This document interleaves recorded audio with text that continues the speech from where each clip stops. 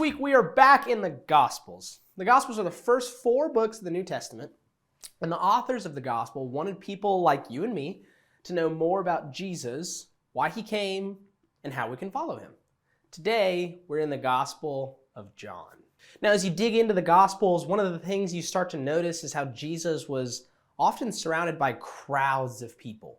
These crowds of people didn't necessarily all believe in Jesus or want to really be his follower. Some were for sure, but many were just hanging around because they were waiting for him to do something really cool. Others, like some of the religious leaders, had bad motives for following Jesus. They were just waiting to catch Jesus saying or doing the wrong thing in order to get him in trouble. People chose to follow Jesus for all sorts of reasons, but the reality was the same. The crowds were getting bigger. And sometimes, as we'll see today, those crowds were in need. Let's jump into our story.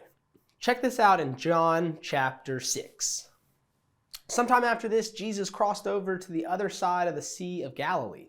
It is also called the Sea of Tiberias. A large crowd of people followed him. They had seen the signs he had done by healing sick people.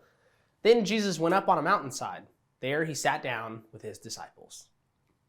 Okay, so Jesus was up by the Sea of Galilee. He and his 12 disciples were able to get into a boat to cross over to the other side. Okay, so Jesus was up by the Sea of Galilee. He and his 12 disciples were able to get into a boat to cross over to the other side. Of course, the huge crowds did not fit into that boat. But that didn't stop the crowds. While Jesus and his disciples rowed across the sea, the crowds walked around the sea to catch up with them. That's some serious commitment. So Jesus and his disciples went and sat, but they could see that the crowds were making their way to them. Now, do you ever have those moments when you've just been around people for a long time, maybe at school or a sporting event, and it's nice to just get away from the crowds and be by yourself? I think Jesus and the disciples might have been experiencing a moment like that. You see, the crowds had been around constantly, and the other side of the lake was supposed to be a little bit more peaceful, but not when the crowds followed them around. I wonder how Jesus is going to react. Maybe Jesus and his disciples will hide behind a log or run, hoping that the crowds don't see them. Let's keep reading. Jesus looked up and saw a large crowd coming toward him. So he said to Philip, "Where can we buy bread for these people to eat?" He asked this only to test Philip. He already knew what he was going to do. Jesus' reaction was to get food. He started asking the disciples about finding food for the crowds. Philip was probably a little stunned. Philip answered him, "Suppose we were able to buy enough bread for each person to have just a bite. That would take more than half a year's pay." Okay, either this was a really big crowd or these people took really big bites. I mean, Philip said, "Jesus, we don't have enough money to feed them." So, just to give you a visual, imagine you had a lunchbox, right? We're not going to open the lunchbox yet. We're going to keep reading to help explain some more. Another of his disciples spoke up. It was Andrew, Simon Peter's brother. He said, "Here is a boy with 5 small loaves of barley bread. He also has 2 small fish. But how far will that go in such a large crowd?"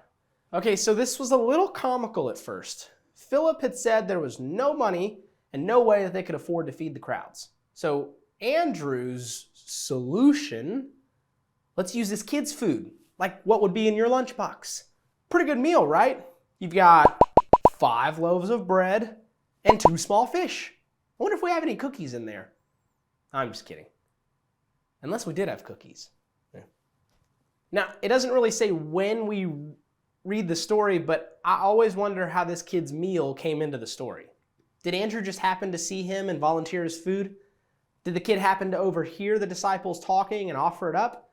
Regardless, this was what they had to work with. Can you imagine what the disciples must have been thinking? Maybe they were expecting Jesus to pull out a knife and some toothpicks and make a very large platter of bread and fish bites, like grocery store samples or something. Let's keep reading and find out what Jesus did. Jesus said, "Have the people sit down." There was plenty of grass in the place, and they sat down. About 5,000 men were there. Did you catch that? I don't know how big you imagine this crowd to be, but John tells us there were 5,000 men there. That doesn't even include any women and children who might have been there. Who knows? There could have been like 10,000 people there. They would definitely not have enough toothpicks.